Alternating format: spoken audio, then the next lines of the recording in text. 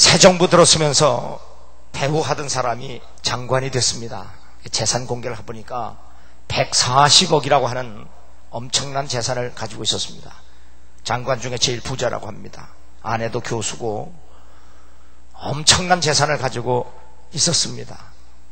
그래서 사람들이 무슨 재산이 그렇게 많으냐 그러니까 배용준이보단 작다 그렇게 얘기를 했습니다.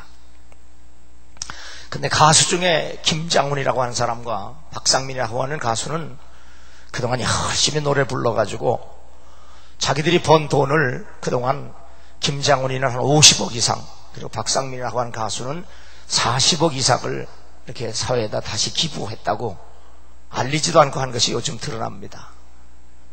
자, 여러분은 장관까지 되고 재산을 140억을 가지고 모아놓고만 사는 사람과, 그리고 그렇게 알게 모르게 수십억을 남들에게 이렇게 주면서 사는 사람하고, 여러분 스스로 판단하셔서 어느 인생이 복이 있고 어떻게 사는 것이 바로 사는 건지를 스스로 생각하셔서 그저 쌓아놓고만 사는 것, 주님은 사람의 생명이 소유에 넉넉한 데 있지 않다고 분명히 말씀합니다. 오늘 밤이라도 주께서 목숨을 걷어가시면 어떡할 거냐. 사람이 사는 것은 세상과 재물 때문에 사는 것이 아니라 하나님의 은혜이요 축복임을 성경은 말씀하고 있습니다. 미국의 제럴 포시라고 하는 대학 교수가 자기의 신앙을 실제로 생활하기 위해서 그는 시카고의 빈민촌으로 이사를 합니다. 그는 그곳에서 살면서 강도와 폭행을 당하면서 고통스러운 나날을 보냅니다. 그가 쓴 수기는 이렇게 고백되고 있습니다. 그리스도가 세상을 이기고 구원하신 것은 바로 십자가에서 되어졌다. 결코 안전하고 편안히 보장된 장소에서 성취된 것이 아니다. 그리스도의 부활은 십자가에서 출발했다. 안전하고 편안한 장소에서 부활이 싹튼 것이 아니다. 그렇게 자신의 신앙을 고백하고 있습니다. 우리의 믿음은 예수 그리스도께서 나를 죄와 사망에서 구원하시기 위해서 죽으셨고 다시 살아나셨다는 사실을 믿는 데 있습니다. 이 믿음은 나를, 그리고 나의 삶을 변화시키는 능력입니다.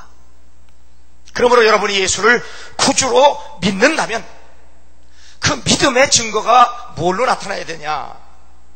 내가 나 자신이, 그리고 내 삶이 얼만큼 변화되었는가를 스스로 생각하면 여러분이 믿음에 서 있는가를 확신하게 됩니다. 오늘 성경 말씀은 그러므로 내 사랑하는 형제들아 견고하며 흔들리지 말며 항상 주의 일에 더욱 힘쓰는 자들이더라. 이는 너의 수고가 주 안에서 헛되지 않은 줄을 알미라고 말씀합니다. 견고하고 흔들림 없는 삶, 그리고 견고하고 흔들림 없는 신앙은 바로 주님을 위한, 하나님 나라를 위한, 복음을 위한 희생의 삶임을 오늘 성경은 우리에게 분명하게 말씀해 주고 있습니다. 일본의 하루야마 시게오라고 하는 사람은 뇌내 혁명이라고 하는 책을 썼습니다. 그 뇌내 혁명에서 사람이 건강하게 사는 6가지 조건을 제시합니다. 첫째는 피곤하지 않게 사는 것, 두 번째는 적절한 잠, 세 번째는 식욕 절제, 네 번째는 화내지 않는 것, 다섯 번째는 계속적인 두뇌 활동, 여섯 번째는 운동이라 그렇게 말했습니다. 이 책을 쓰고 30년 후에 다시 개정판을 내면서 한 가지를 더 첨부합니다. 7번째로 마음의 평안을 주장합니다. 아무리 피곤하지 않게 살고 적절한 잠을 자고 식욕을 절제하고 화내지 않고 계속적인 두뇌 활동을 하고 운동을 했음에도 불구하고 부족한 것은 마음의 평안이 없을 때 사람은 건강을 잃고 병든다는 사실을 알게 되고, 그래서 30년 후에 사람이 진정으로 건강하려면 마음의 평안이 있어야 된다는 이야기를 더 첨가한 겁니다. 그런데 문제는 나 스스로, 인간 스스로 평안할 수 있느냐 그겁니다. 사람들은 마음의 걱정과 근심을 떨쳐버리고 이 평안을 얻기 위해서 소위 마인드 컨트롤이라든지 여러 가지 방법을, 수단을 사용하지만 문제는 사람은 스스로 평안할 수 없다는 데 있습니다. 요한복음 10장 19절 보면 이날 곧 안식구 첫날 저녁 때에 제자들이 유대인들을 두려워하여 모인 곳에 문들을 닫았더니 예수께서 오사 가운데 서서 가라사대 너희에게 평강이 있을지어다. 이 말씀을 하시고 손과 옆구리를 보이시니 제자들이 주를 보고 기뻐하더라. 예수께서도 가라사대 너희에게 평강이 있을지어다. 아버지께서 나를 보내신 것 같이 나도 너희를 보내노라. 이 말씀을 하시고 저희를 향하사 숨을 내쉬며 가라사대 성령을 받으라 말씀하셨습니다. 제자들은 공포에 떨며 숨어 있었습니다. 예수님을 십자가에 죽인 유대인들에게 자신들도 죽임을 당할 수 있다고 하는 두려움에서입니다. 일찍이 예수님의 12 제자는 충성을 맹세했고 3년간 예수님과 동고동락하면서 따랐던 사람들이었습니다. 그럼에도 불구하고 예수님께서 십자가에 처형될 때 그들은 다 배신하고 도망을 쳤습니다. 어느 누구도 죽음 앞에 자유로울 사람 없고 어느 누구도 죽음의 공포를 이겨낼 사람도 없습니다. 예수님의 제자들일지라도 예수님이 죽을 때 자신들도 죽을까봐 두려워서 도망친 것은 지극히 자연스러운 일입니다. 이렇게 인간을 가장 비겁하고 비열하고 또 고통스럽게 하고 두렵게 하는 것이 바로 죽음이라고 하는 사실을 우리에게 말해주고 있는 겁니다. 예수님의 제자일지라도 예외는 아니었습니다. 그래서 그들은 숨어 있었습니다. 그들 앞에 분명히 십자가에서 처형당하신 그 모습 그대로 손과 옆구리에 찔리신 못과 창자국을 보여주시면서 나타나신 겁니다. 그리고 그들에게 너에게 평강이 있으라고 말씀하셨습니다. 그리고 그들에게 성령을 받으라고 말씀합니다. 바로 인간에게 평강을 주시는 분은 모든 인간의 죄의 짐을 지시고 십자가에서 죽으시고 그 죽음을 이기시고 다시 살아나신 예수 그리스도 밖에 없다는 사실을 우리에게 말씀하고 있는 겁니다. 사망아 너희 이기는 것이 어디 있느냐?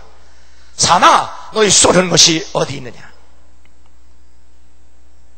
예수님께서 십자가에 죽으실 때에 제자들은 불안에 떨고 있었습니다.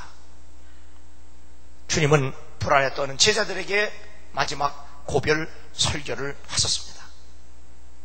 내가 진실로 진실로 너에게 이르노니 너희는 곡하겠으나 세상은 기뻐하리라. 너희는 근심하겠으나 너희 근심이 도리어 기쁨이 되리라고 말씀합니다. 주님께서 십자가에서 죽으실 뿐만 아니라 다시 살아나실 것을 말씀하는 겁니다. 그러시면서 지금은 너희가 근심하나 내가 다시 너희를 보이리니 너희 마음이 기쁠 것이고 너희 기쁨을 뺏을 자가 없다고 말씀하셨습니다. 주님이 부활하셔서 못자국과 창자국을 보여주시며 그들 앞에 살아나셔서 서 계실 때 제자들이 얼마나 기뻐했습니까? 죽지 않는 삶, 죽어도 다시 살 수 있는 삶, 바로 이것이 인간을 평안케 할 수 있는 능력임을 말씀합니다. 그래서 요한복음 16장 33절에 보면 이것을 너희에게 이름은 너희로 내 안에서 평안을 누리게 하려 함이라. 세상에서 너희가 환난을 당하나 담대하라. 내가 세상을 이기었다고 말씀하셨습니다. 죽음의 공포에서 떠는 세상에서 담대하게 흔들림 없이 견고하게 잘 살 수 있는 힘은 바로 부활 신앙뿐임을 믿으시기 바랍니다. 예수 그리스도를 믿는 믿음만이 사람을 변화시키는 능력이 되기 때문입니다. 현대는 겉사람 육체를 강조하는 시대입니다. 그래서 현대인들의 최대의 관심은 건강입니다. 행복의 제일 조건도 건강이라고 말합니다. 그래서 산업도 웰빙과 레저 산업이 유행처럼 번져가고 있습니다. 형제들아, 내가 이것을 말하노니 혈과 육은 하나님 나라를 유업으로 받을 수 없고 또한 썩을 것은 썩지 아니할 것으로 유업을 받지 못한다고 말씀합니다. 성경은 진정한 건강, 진정한 행복은 구원임을 말씀합니다. 우리 영혼이 하나님의 은혜로 건강해지려면 하나님의 은혜의 선물을 계속 받아야 합니다. 육체적, 정욕적인 삶에서 신앙적, 영적인 삶으로 변화를 받아야 합니다. 사랑하는 자여, 내 영혼이 잘됨같이 내가 범사에 잘되고 강건하기를 간구한다고 사도들은 선포하고 있습니다. 우리는 지금 육체의 때를 살고 있지만 그러함에도 불구하고 우리는 영혼의 때를 위하여 살 수 있는 마음의 변화를 받아야 합니다. 그리스도께서 이미 육체의 고난을 받으셨으니 너희도 같은 마음으로 갑옷을 삼으라. 이는 육체의 고난을 받은 자가 죄를 그쳤음이니 그 후로는 다시 사람의 정욕을 쫓지 않고 오직 하나님의 뜻을 쫓아 육체에 남은 때를 살게 하려 함이라. 너희가 음란과 정욕과 술취함과 방탕과 연락과 무법한 우상 숭배를 하여 이방인의 뜻을 쫓아 행한 것이 지나간 때가 족하도다. 베드로전서 4장 1절과 3절의 말씀입니다. 이 말씀의 핵심은 이제 그만 죄 짓고 살아라. 이제는 그만 죄로부터 돌아서라. 네가 살 수 있는 육체에 남은 때가 얼마 되지 않는다. 육체에 남은 때가 지극히 짧다. 그러므로 그 지극히 짧은 육체에 남은 때를 이제 하나님의 때, 영혼의 때를 위해서 살라, 그렇게 말씀합니다. 그러므로 사람이 무엇을 심든지 그대로 거두리라. 자기 육체를 위하여 심는 자는 육체로부터 썩어진 것을 거두고 성령을 위하여 심는 자는 성령으로부터 영생을 거두리라고 말씀합니다. 언제까지 정욕적이고 언제까지 세상적이고 언제까지 이성적인 삶을 살려고 하는가? 스스로 자신의 소유를 살필 수 있는 시간이 되기를 바랍니다. 예수님께서, 하나님께서 천지만물을 지으시고 사람이 살 수 있도록 사람을 지으시고 그 전에 먼저 천지만물을 지으셨습니다. 창조 질서를 보면, 창조의 순서를 보면 하나님이 사람부터가 아니라 천지만물을 먼저 지으신 것은 바로 사람이 살 수 있도록 천지만물을 지으셨다는 사실을 우리에게 알게 합니다.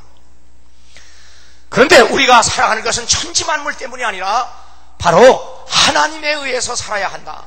그러려면 하나님의 말씀과 명령에 순종하고 살아야 사는 것이라는 사실을 에덴 동산의 교훈을 통해서 우리에게 말씀하셨습니다. 동산에 있는, 중앙에 있는 나무의 열매는 먹지 말고 동산에 있는 모든 나무는 임의로 먹어라. 그래서 하나님이 우리에게 자유의지를 주셨음에도 불구하고 우리는 하나님에게 절대 순종하고 복종하고 살아야 사는 것임을 우리에게 분명하게 말씀하고 있습니다. 사람은 떡으로 사는 것이 아니요 하나님의 입으로 나오는 말씀으로 살아야 진정으로 사는 것임을 창세기에서부터 선포하고 있습니다. 그런데 불순종의 사탄이 와서 사람을 유혹합니다. 하나님이 정말 참으로 동산 모든 나무의 실과를 먹지 말라고 하더냐? 이때 하나님이 지으신 사람들이 반응을 합니다. 하나님은 만지지도 말라고 했다. 이미 벌써 사탄에게 놀아났고 사탄에게 넘어가고 있는 겁니다. 이때 사탄은 정녕 하나님이 먹지 말라고 한 것, 먹으면 죽는다고 했는데 그건 아니다. 먹어도 죽지 않는다. 이 소리를 들은 아담과 하와는 그 말에 속아서 하나님이 먹지 말라고 하는 것은 먹어야 맙니다. 여기서 우리가 중한 교훈을 얻을 수 있습니다.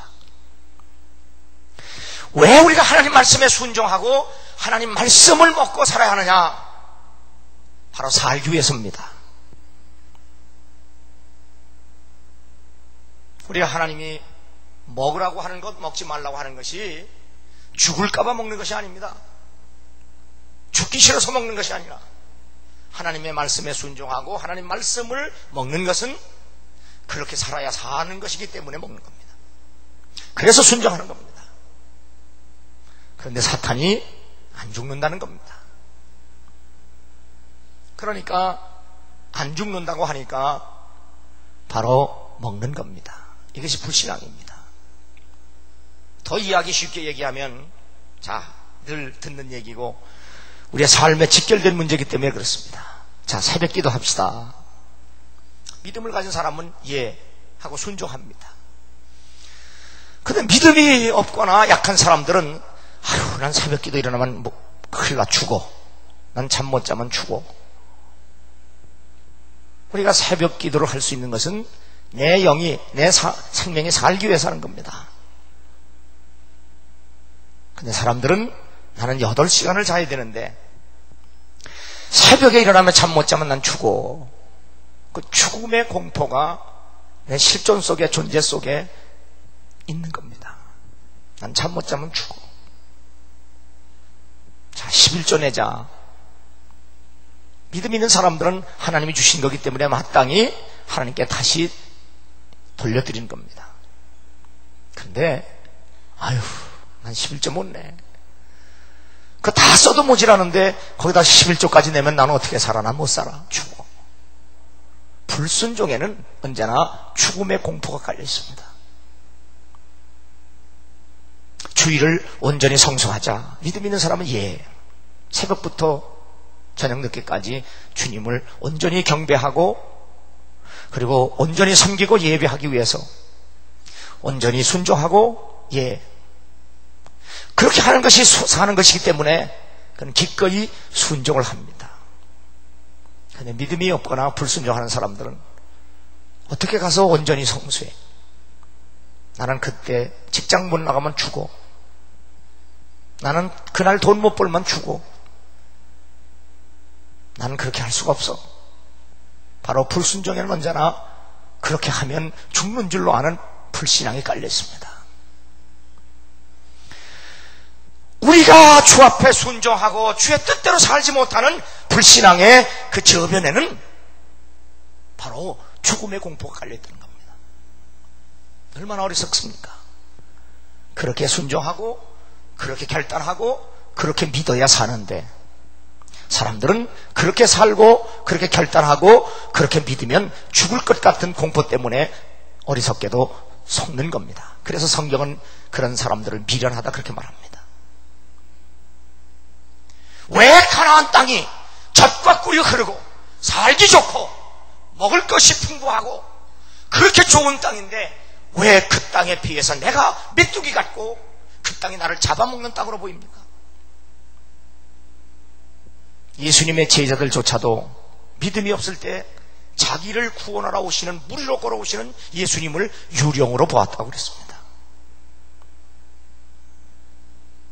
나는 이 주님이 부활하신 이 부활의 아침에 여러분이 죽음과 그런 두려움, 그런 죄, 그 죽음의 공포로부터 내가 얽매여서 하나님 말씀대로 살지 못하고 하나님께 순종하지 못하는 그 불신앙의 벽이 깨어져 나가는 아침이 되기를 주의 이름으로 축원합니다. 왜 순종하지 못합니까? 왜 결단하지 못합니까? 자세히 살펴보면 자신 마음 중심에는 하나님 말씀대로 살면, 하나님 말씀대로 순종하면 못 살 것 같고 죽을 것 같은 메뚜기 자화상을 가졌기 때문에 그렇습니다. 안악자손의 공포증 때문에 그렇습니다.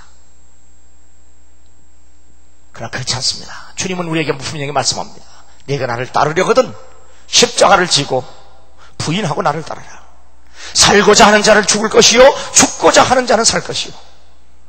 우리는 주의 말씀에 죽을 각오를 하고 순종하면 살아나는 경험과 은혜가 날마다 우리에게 넘친다는 사실을 믿으시기 바랍니다. 내가 죽기를 각오하고 새벽에 일어나는 겁니다. 죽기를 각오하고 11조를 드리는 겁니다. 죽기를 각오하고 내 것을 헌신하는 겁니다. 죽기를 각오하고 내 것을 포기하는 겁니다. 죽기를 각오하고 결단하고, 죽기를 각오하고 십자가를 지고, 죽기를 각오하고 나를 부인하고, 죽기를 각오하고 낮아지고, 죽기를 각오하고 부인하면 나를 위해서 십자가에 죽으시고 다시 살아나신 주의 영이 나를 살게 하시고 온전케 하시고 변화시키셔서 복된 삶을 살게 하시는 이 놀라운 경험, 이 진리를 체험하는 여러분 되기를 주의 이름으로 축원합니다. 언제까지 썩어질 육체만을 위해서 살겠습니까?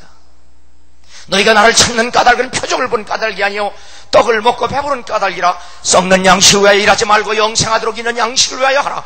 이 양식은 인자가 너에게 주리니 인자는 아버지 하나님의 인치인 자니라. 언제까지 먹고 사고 입는 문제 때문에 주님을 따라다니겠습니까?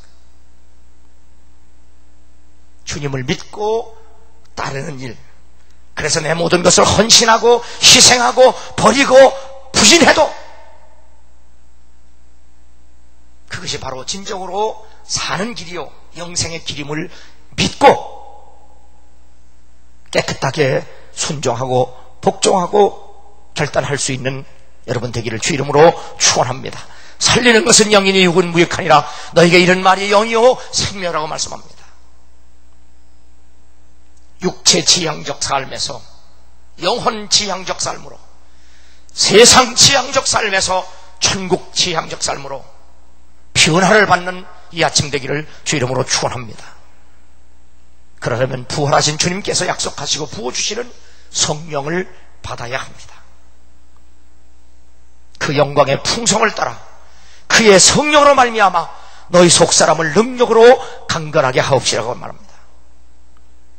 하나님은 죄와 죽음의 공포로 찢기고 상하여 일그러지고 파괴된 우리 속사람을 예수 그리스도의 피로 깨끗게 치유하시고 성령의 기름을 부으셔서 강건하게 하십니다. 오늘 여기 견고하며 흔들리지 말며 라고 말씀합니다. 견고하고 흔들리지 말라.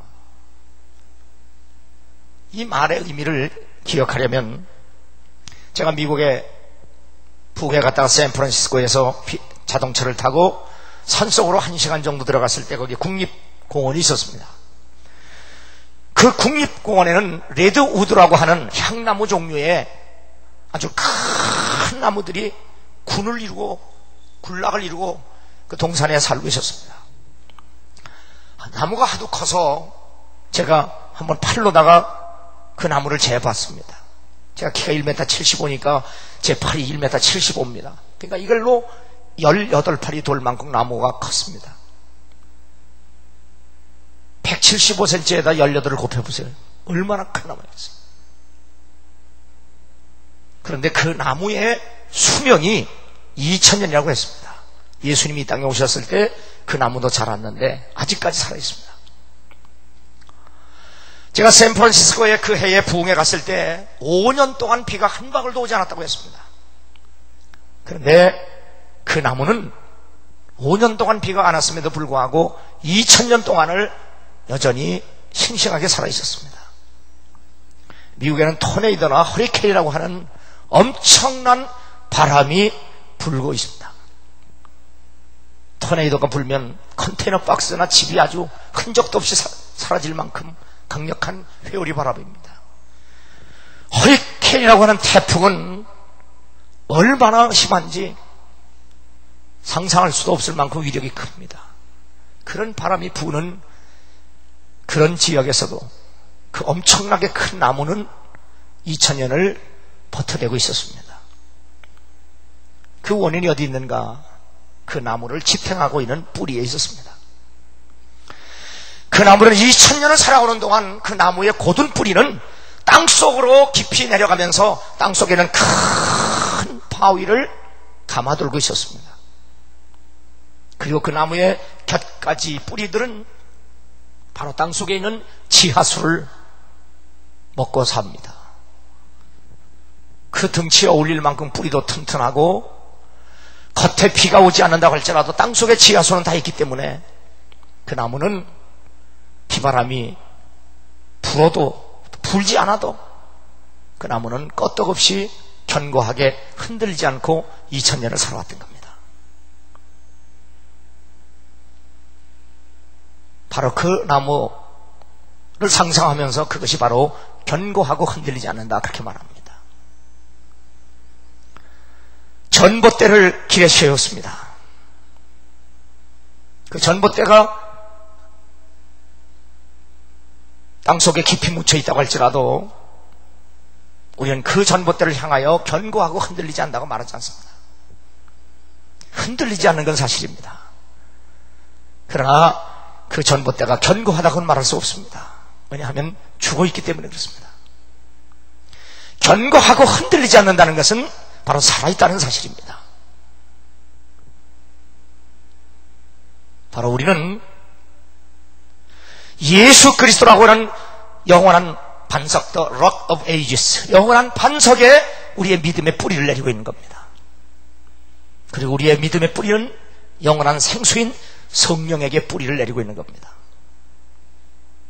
그러므로 우리의 삶이 예수와 성령의 뿌리 내리고 있는 우리의 삶은 바로 흔들리지 않은 견고한 삶입니다.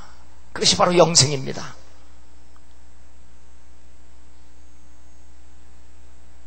그래서 오늘 성경은 견고하고 흔들리지 않는 믿음으로 오직 주님을 위해서, 하나님 나라를 위해서 살라고 말씀하고 있습니다. 그러려면 우리의 속사람이 강건해서 흔들림이 없어야 한다는 사실입니다. 그래서 사도 바울은 고린도 교인들에게 내 속사람이 견고하기 위해서 하나님께 늘 기도해라.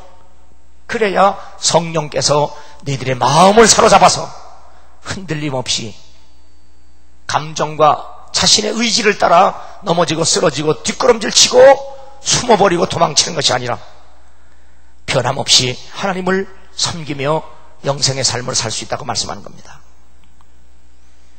하나님은 죄와 죽음의 공포로 찢기고 상하여 일그러지고 파괴된 우리 속사람을 예수 그리스도의 피로 깨끗게 치유하시고 성령의 기름을 부으셔서 강건하게 하셔서 우리에게 평화, 안식, 기쁨, 그리고 성결함을 채우기를 기뻐하십니다. 예수님의 12제자를 보시기 바랍니다. 예수께서 십자가를 지고 골고다로 향하실 때부터 얼마나 비겁하고 비열했습니까? 그리고 십자가를 지고 죽으실 때를 얼마나 멀리 도망을 했습니까? 그러던 그들이 어느 날 성령을 받습니다. 그리고 부활하신 주님이 제일 먼저 그들에게 나타나셔서 성령을 받으라고 말씀합니다.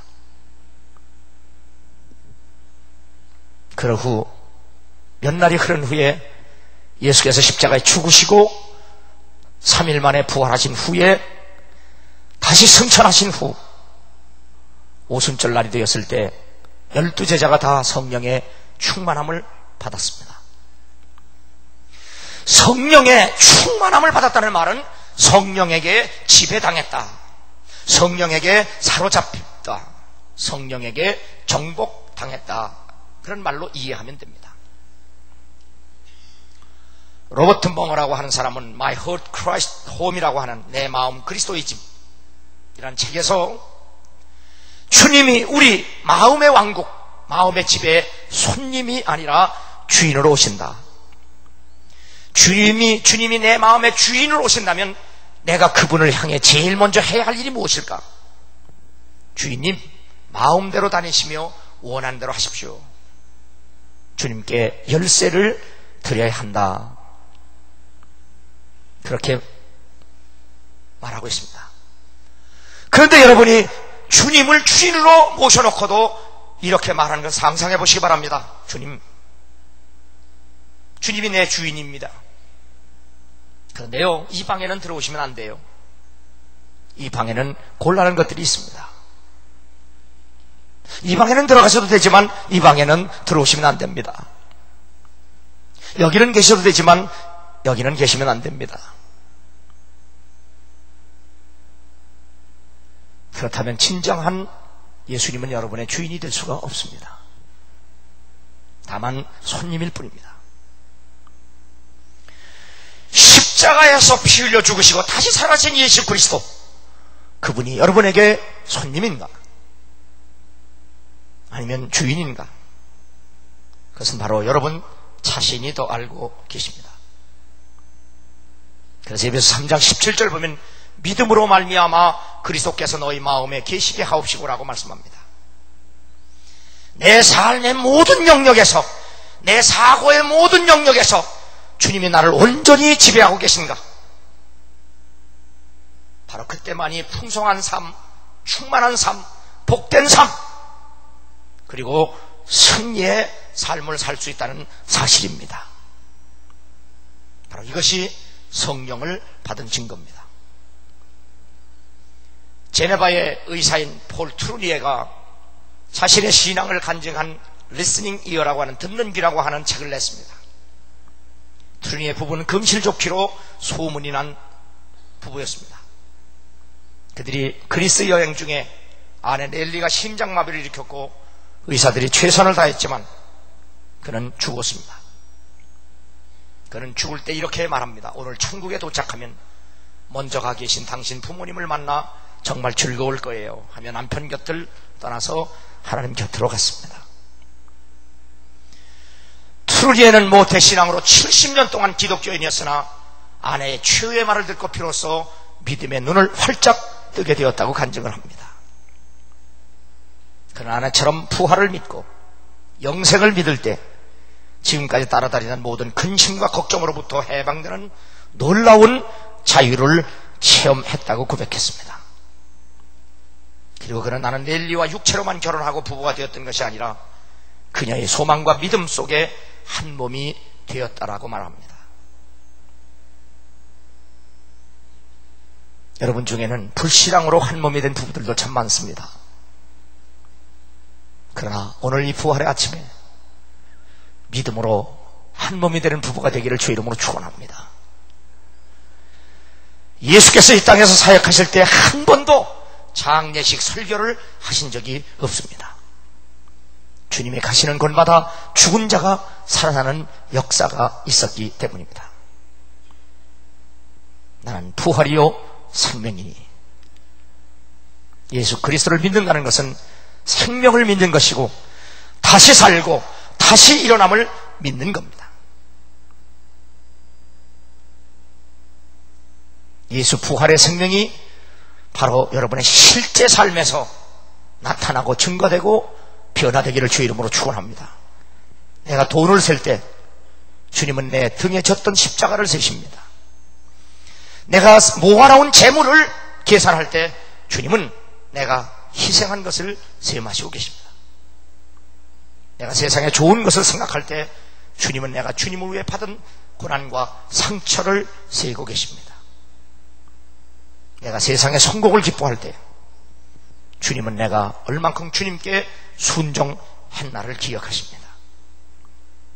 우리 주 예수 그리스도로 말미암아 우리에게 이김을 주시는 하나님께 감사하노니 그러므로 사랑하는 형제들아 견고하며 흔들리지 말며 항상 주의 일에 더욱 힘쓰는 자들이 되라.